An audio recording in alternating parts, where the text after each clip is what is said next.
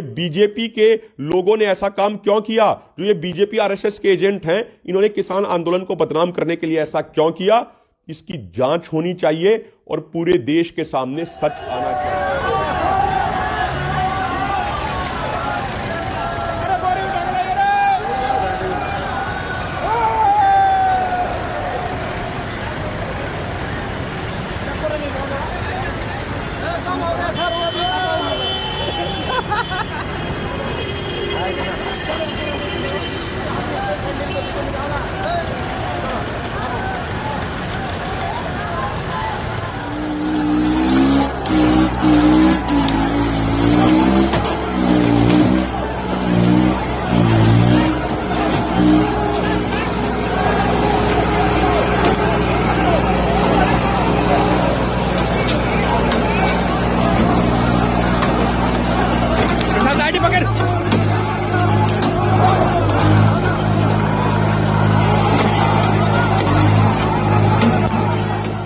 Party लगी सारी किसानों को बर्बाद करने लगी, नहीं छोड़ने का। ये बिल भी वापसी होंगे, बिल भी वापसी होंगे। अगर बिल वापसी नहीं हुए, अगर कानून वापसी नहीं होंगे तो राकेश टिकैत आत्महत्या। साथियों नमस्कार, मैं हूं नीरज पटेल और आप देख रहे हैं नेशनल जनमत। 26 जनवरी को तमाम किसान संगठनों के आह्वान पर निकलने वाली ट्रैक्टर परेड अभी आप देख रहे थे, बेहद अनुशासित और देशभक्ति के जज्बे से ओतप्रोत थी। अचानक से ऐसा क्या हुआ कि उसने हिंसा का रूप ले लिया? वो कौन लोग थे जिन लोगों ने किसान संगठनों का वादा तोड़ते हुए न सिर्फ लाल किले तक पहुंचे बल्कि वहां धार्मिक प्रतीक यानी कि निशान साहिब का झंडा तक लगा दिया था? इन सारी बातों को हम समझेंगे, इसमें किसकी साजिश थी किसकी नहीं थी। लेकिन उससे पहले वरिष्ठ पत्रकार दिलीप मंडल द्वारा लिखी गई ये 4 लाइनें समझ लीजिए, उससे बहुत कुछ आपको समझने में मदद मिलेगी कि उस दिन दिल्ली में हुआ क्या था।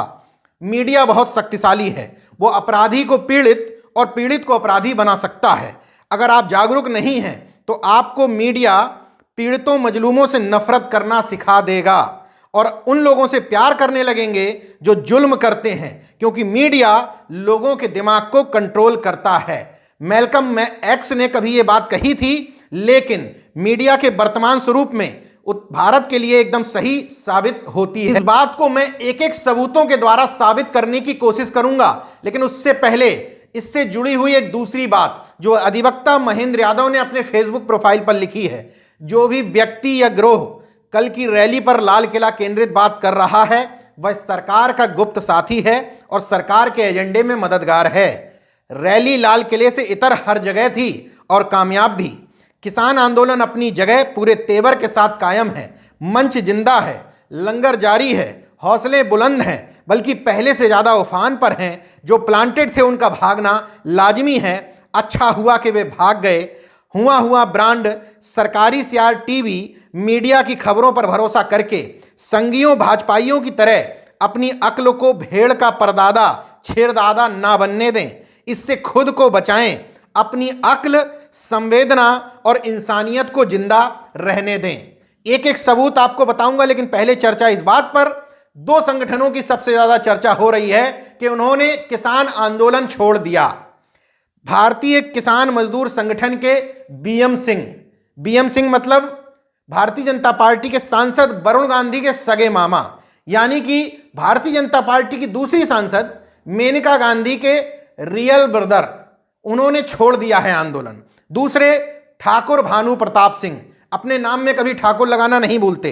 भारतीय किसान यूनियन का एक अपना गुट बना लिया इन्होंने, भानु गुट, उसके स्वयंभू राष्ट्रीय अध्यक्ष हैं। इन दोनों की चर्चा मीडिया उसी तरीके से कर रहा है जैसे जब किसी भी राजनीतिक दल से कोई सामान्य कार्यकर्ता भी पार्टी छोड़ करके भारतीय जनता पार्टी में आता है तो उसको इतना बड़ा नेता बता दिया जाता है मानो समाज के सारा वोट बैंक उसकी जेब में पड़ा हुआ हो। उसी तरीके से अभी तक अगर ये दोनों किसान संगठन और दोनों किसान नेता मीडिया की नजरों में इतने बड़े थे तो इनका जिक्र मीडिया कभी कर क्यों नहीं रही थी, इनको कभी रिपोर्ट क्यों नहीं कर रही थी। लेकिन अचानक से आंदोलन छोड़ने की घोषणा के साथ ही ये दोनों संगठन इतने बड़े हो गए कि इनके आधार पर ये दलाल गुलाम भांड मीडिया बताने की कोशिश कर रही है कि किसानों का संगठन, किसानों का आंदोलन छिन्न भिन्न हो गया है, जबकि मौजूदा स्थिति में ऐसा बिल्कुल नहीं है। अब सीधे असली मुद्दे पर आता हूं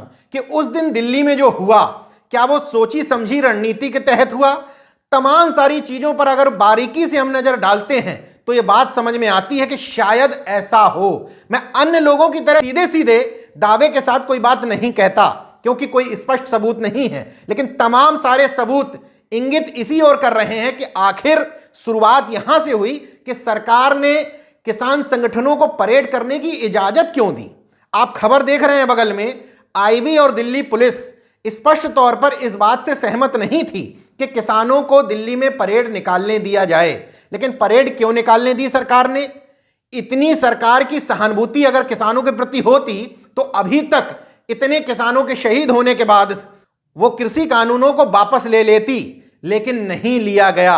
इसलिए इसमें साजिश की बू आ रही है। साजिश की बू नंबर 2 कि जिन स्थानों से किसानों को अनुमति दी गई थी पहले बातचीत के आधार पर कि आप वहां से ट्रैक्टर निकाल सकते हैं, आखिर किस साजिश के तहत वहां बैरिकेडिंग की गई थी? क्यों इस तरह का माहौल क्रिएट करने की कोशिश हुई थी कि वहां किसानों की भिड़ंत सीधे सीधे पुलिस वालों से या वहां तैनात सीआरपीएफ या बीएसएफ के जवानों से हो जाए? और इस कोशिश में वो कामयाब रहे। पूरे किसानों का आंदोलन, जो शायद मेरे देखते हुए होश संभालने के बाद इससे बड़ा किसानों का आंदोलन देश में एक साथ एकजुट होकर के नहीं हुआ, उस आंदोलन को उन्होंने केंद्रित कर दिया लाल किले पर। आखिर क्या वजह थी कि लाहौरी गेट, जो लाल किले में घुसने का एकमात्र रास्ता है, जब इतना संवेदनशील वो जगह थी तो उसको बंद करके कड़ी सुरक्षा में क्यों नहीं रखा गया था? क्यों किसानों को वहां तक पहुंचने दिया गया, वहां घुसने दिया गया? जो किसान वहां तक पहुंचे, तथाकथित किसान, जिसमें दीप सिद्धू जैसा व्यक्ति भी शामिल था, क्यों उसको एक खरोंच भी नहीं आई? क्यों उसको एक लाठी तक नहीं पड़ी? क्यों वहां आंसू गैस के गोले नहीं छोड़े गए? क्यों वहां पानी की बौछार, लाठियां, गोली वगैरह कुछ नहीं थी? जबकि पुलिस सामान्य तौर पर भी लोगों से इसी तौर पर निपटती है। इसलिए इन सारी चीजों पर साजिश की बू नजर आ रही है। वो तथाकथित वीडियो जो लाल किले के बताए जा रहे हैं, जिसमें बताया जा रहा है कि ये तथाकथित किसान पुलिस वालों को पीट रहे हैं, ऐसा होने क्यों दिया गया? लाल किले पर अपेक्षाकृत कम सुरक्षा क्यों बरती गई? ये तमाम सारी चीजें सवालिया निशान खड़े करते हैं। मैं अन्य लोगों की तरह सामान्य किसी की भी फोटो आने पर किसी पर आरोप नहीं लगाता, लेकिन यह समझने की बात है कि दीप सिंह सिद्धू की फोटो भारतीय जनता पार्टी के सामान्य कार्यकर्ता के साथ नहीं है। उसकी फोटो सन्नी देओल, हेमा मालिनी, धर्मेंद्र के साथ होना कोई बड़ी बात नहीं है। वो एक पंजाबी एक्टर और सिंगर है, इन लोगों के साथ उसकी तस्वीर हो सकती है, लेकिन इतना बड़ा चेहरा नहीं है कि वो प्रधानमंत्री नरेंद्र मोदी के बगल में खड़ा हो जाए। इसका मतलब कुछ ना कुछ कनेक्शन था। वो इतना बड़ा भी नहीं है कि अमित शाह के साथ बैठ करके बंद कमरे में चर्चा करने लगे। किसी प्रोग्राम में, किसी मंच पर यह फोटो नहीं खींची गई है, बल्कि यह फोटो बंद कमरे की बातचीत और मुलाकात के आधार पर है। इसलिए मैं सिर्फ अकेले संदेह व्यक्त नहीं कर रहा हूं, किसान संगठन अकेले संदेह व्यक्त नहीं कर रहे हैं, बल्कि भक्तों के प्रिय सुब्रमण्यम स्वामी जब वो जहर उगलते हैं तो बताने की कोशिश की जाती है कि वो जासूसी में बहुत माहिर हैं, उनका जानकारी का तंत्र बहुत बड़ा है। अब वही भारतीय जनता पार्टी के सांसद कह रहे हैं कि लाल किले के ड्रामे के पीछे पीएमओ के करीबी भाजपा नेता का भी हाथ, बात सच या झूठ पता करें। इस तरह का आरोप सुब्रमण्यम स्वामी यूं ही नहीं लगा रहे हैं, कुछ ना कुछ दाल में काला जरूर है। एक और आरोप बनता है, दिल्ली पुलिस ने जब अगले दिन प्रेस कॉन्फ्रेंस करी, तमाम सारे पत्रकारों ने सीधे सीधे दीप सिद्धू के नाम को लेकर के सवाल किया। दिल्ली पुलिस ने यह नहीं कहा कि हम दीप सिद्धू को गिरफ्तार करेंगे, जबकि उससे पहले दीप सिद्धू खुद अपना वीडियो वायरल कर चुका था। दिल्ली पुलिस पत्रकारों के सवालों के जवाब देने की बजाय इधर उधर बात घुमाती रही और बोली जिसका भी नाम होगा उसको बख्शेंगे नहीं। नाम क्या होगा स्पष्ट था, तब तक दीप सिंह सिद्धू का नाम आ चुका था, तो सीधे सीधे उसका नाम लेने से दिल्ली पुलिस बच क्यों रही थी? यह एक बड़ा सवालिया निशान है। इतना ही नहीं, इन कृषि कानूनों के विरोध में इस्तीफा देने वाले इंडियन नेशनल लोक दल के विधायक अभय चौटाला ने इस्तीफा देते हुए कहा कि दिल्ली में जो कुछ भी हुआ था वो केंद्र सरकार की साजिश थी। इन तमाम सारे घटनाक्रमों को अगर हम मिलाकर के देखते हैं तो स्पष्ट तौर पर समझ में आता है कि कहीं ना कहीं साजिश थी किसानों के आंदोलन को तोड़ने की। उसमें भारतीय जनता पार्टी और उसकी गोदी भक्त, गुलाम और भांड मीडिया का काफी कुछ योगदान था। यही वजह थी कि देश भर के तमाम सारे हिस्सों में हो रहे किसान आंदोलन को ना कवर करते हुए चर्चा सिर्फ और सिर्फ लाल किले पर झंडा फहराए जाने को हो रही है। अगर लाल किले को घेरना, लाल किले पर झंडा फहराना इतना गलत था तो उस समय ये भांड मीडिया क्यों उन लोगों का समर्थन कर रही थी जो निर्भया केस में राष्ट्रपति भवन का घेराव करने पहुंचे थे और सीधे सीधे सरकार से टकराव मोल ले रहे थे।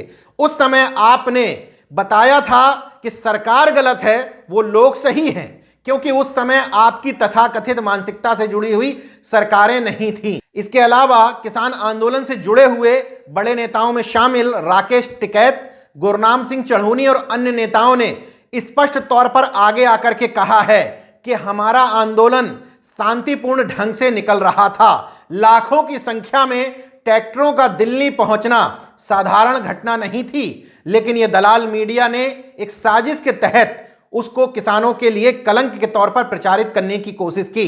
लेकिन आपको हमको आंखें खुली रख करके देखना है, तब आपको सच्चाई नजर आएगी।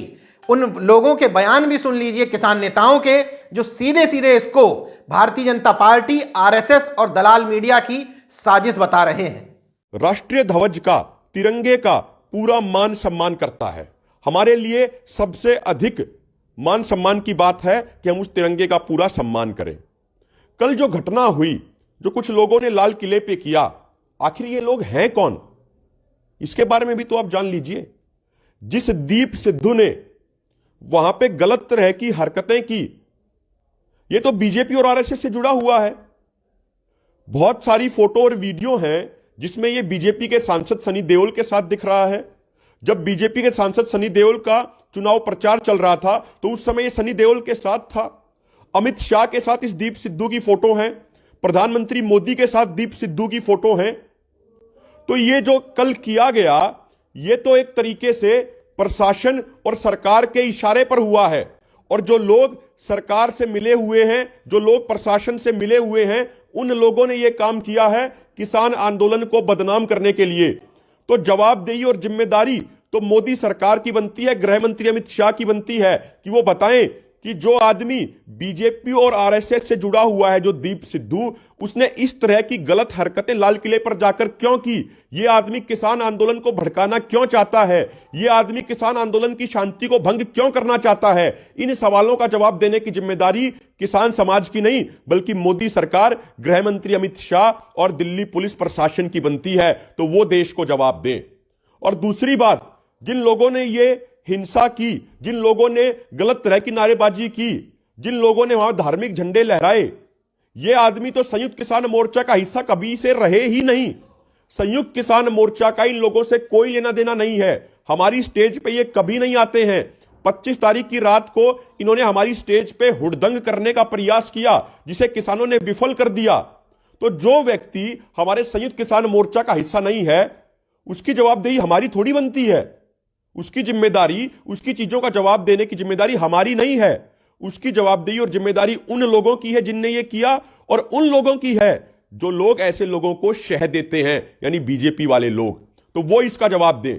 एक और अन्य बात मेरे किसान भाइयों, वो वीडियो पूरे देश में प्रचारित प्रसारित हो रही है। जब ये दीप सिद्धू ये काम करके आ रहा था तो वहां पे किसानों ने इसको घेर लिया और ये वहां से भाग गया। ट्रैक्टर से इसको उतारा और फिर ये दौड़ लगा के एक मोटरसाइकिल पे बैठा और वहां से भाग गया।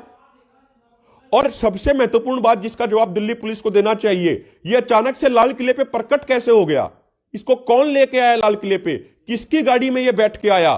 किसकी शह पर, किसकी मिली भगत से ये आया वहां पर? इसका जवाब दिल्ली पुलिस दे। और एक अंतिम बात जो हम प्रशासन से पूछना चाहते हैं, ये चंद दीप सिद्धू जैसे चंद मुट्ठी भर लोग वहां पहुंचे और ये लाल किले के ऊपर भी चढ़ गए। लाल किले में भारी भरकम गेट हैं, वहां पे सैकड़ों लोग भी उस गेट को नहीं तोड़ सकते और ना ही आसानी से वहां चढ़ सकते हैं। तो इनको किसने अंदर घुसाया? किसने वो लाल किले के गेट खोले? इसका जवाब तो सरकार को देना पड़ेगा ना, कि ये किसके इशारे पर हुआ। तो मेरे भाइयों, मेरे नौजवानों, सभी देशवासियों को मैं कहना चाहता हूं कि जो ये हुआ है इसकी जांच होनी चाहिए, इंडिपेंडेंट इंक्वायरी होनी चाहिए कि किसके इशारे पर यह किया गया, ये बीजेपी के लोगों ने ऐसा काम क्यों किया, जो ये बीजेपी आरएसएस के एजेंट हैं, इन्होंने किसान आंदोलन को बदनाम करने के लिए ऐसा क्यों किया, इसकी जांच होनी चाहिए और पूरे देश के सामने सच आना चाहिए। तो अगर आपने मेरा YouTube चैनल सब्सक्राइब नहीं किया तो प्लीज़ सब्सक्राइब कर लें और उस बेल आइकन पर जरूर क्लिक करें, जिससे जो मेरे न्यू वीडियो है